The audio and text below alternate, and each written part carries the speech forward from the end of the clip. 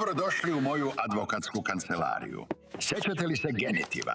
Na prošlom nivou smo ga zvali padež vlasnika i naučili smo uličnu prečicu kako da ga zaobiđemo u govoru. I to je sasvim u redu za kafić. Ali mi ovdje sada pišemo formalne izveštaje i ugovore. A u pisanom jeziku genitiv je apsolutni kralj. Danas učimo da koristimo njegovu najverniju elitnu gardu. Predloge koji zahtevaju isključivo genitiv. Spremite papir i olovku. Kratko podsjećanje na kostime. Genitiv odgovara na pitanje čiji? Vesen?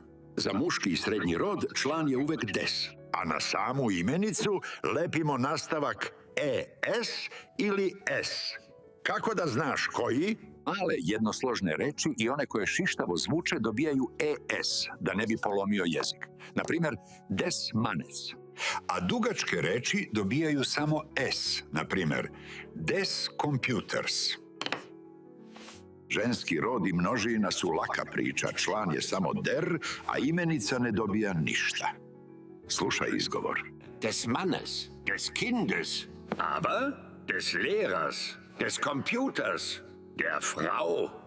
Tišina u sudnici. Predstavljam vam elitnu gardu genitiva. Kad god vidite ove predloge u tekstu, padež koji sledi mora biti genitiv. Nema pregovora. Naučite ih kroz pitanja. Zbog čega? Wegen. Uprkos čemu? Trotz. Tokom čega? Während. Umjesto čega? Anstatt ili samoštat. Zatim, na osnovu čega? Aufgrund.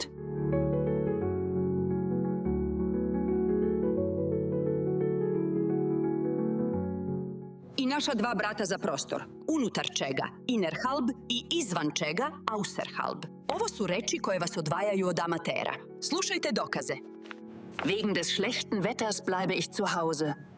Trotz des Regens gehen wir spazieren. Während des Unterrichts darf man nicht sprechen. Innerhalb des Gebäudes ist Rauchen verboten. Znam šta se pitate. Pa Žiko, u prošloj lekciji smo učili obvol, iako, za kontrast, a sad nam nudiš troc, uprkos. Koja je razlika? Oni su braća koja rade isti posao na različite načine. Obvol je veznik. On povezuje dve cele rečenice i gura glagol na kraj. Idem u šetnju iako kiša pada. Ali troc je predlog. On stoji samo ispred imenice u genitivu. Idem u šetnju uprkos kiši. Znači, obvol ide sa glagolom, a troc traži samo imenicu. Slušaj kako to zvuči. Ich gehe spazieren, obwohl es regnet. Ich gehe spazieren trotz des Regens. Obratite pažnju na predlog umesto. Možete reći anštat ili kratko štat, to su potpuni sinonimi, meni je svejedno. Ako ga koristite ispred imenice, ide genitiv. Umesto kolača, kupio sam voće. Ali, ovaj predlog ima supermoć. On može da zameni celu radnju. U tom slučaju, zaboravite genitiv. Ponaša se kao konstrukcija sa cu. I gura glagol u infinitivu na sam kraj. Umesto da uči, on gleda televizor. Dakle, štat plus cu plus infinitiv. Slušajte zapisnik. Anstatt eines Kuchens habe ich Obst gekauft. Anstatt zu lernen, sieht er fern. Statt zu lernen, sieht er fern. Vreme je za advokatske zamke. Prva zamka. Ulica protiv sudnice. U pisanju genitiv je zakon. Wegen des Wetters. Zbog lošeg vremena. Ali na ulici Nemci često švercuju dativ. Stalno ćete čuti wegen dem Wetter. To nije standardni nemački, već kolokvijalni, opušteni govor i niko vas na ulici neće ispravljati. Ipak pravilo glasi, piši kao diplomata sa genitivom, a pričaj kao narod. Druga zamka. Troc je predlog, uprkos kiši. Ali trotzdem je veznik koji znači ipak ili uprkos tome i on stoji na početku nove rečenice. Slično se ponaša i reč dennoch. Da čujemo kako to zvuči. Also, Formal wegen des Wetters.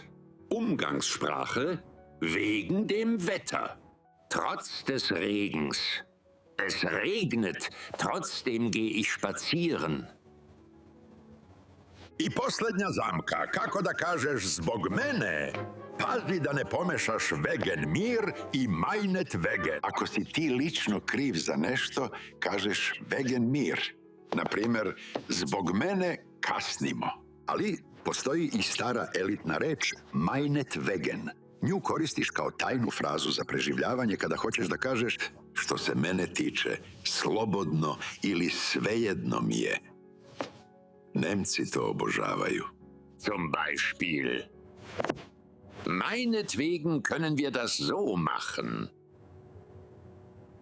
Klijentu moj, želiš da zvučiš kao da već imaš C1 nivo, a da koristiš proste reči? Daću ti 3 zlatne genitivne fraze koje se retko uče na običnim kursevima. Prva je genitiv vremena. Kad pričaš priču i želiš da kažeš jednog dana, ne koristiš akuzativ, već genitiv. Eines Tages ili eines Morgens, jednog jutra. Druga fraza je za izražavanje tvog znanja. Kad želiš da kažeš, koliko ja znam, reći ćeš meines Wissens. Zvuči neverovatno učeno i formalno. Slušaj. Eines Tages werde ich nach Berlin ziehen. Meines Wissens ist das Restaurant heute geschlossen. Treća zlatna fraza je za mesece i godine. Nemci to koriste svaki dan. Molim te, nemoj nikada više reći. Am Anfang von dem Jahr zvuči trapavo. Pravi advokat kaže početak godine u genitivu. Anfang des Jahres. Ili kraj meseca. Ende des Monats. Sredina nedelje. Mitte der Woche. Anfang des Jahres war es sehr kalt. Ende des Monats muss ich die Miete bezahlen. I za kraj, jedan elegantan bonus bez imenice. Kako da kažeš uprkos svemu? Jednostavno, trotz allem. Primeni ovo i tvoj nemački će zvučati savršeno. Trotz allem liebe ich diese Stadt. Sada si deo jezičke elite.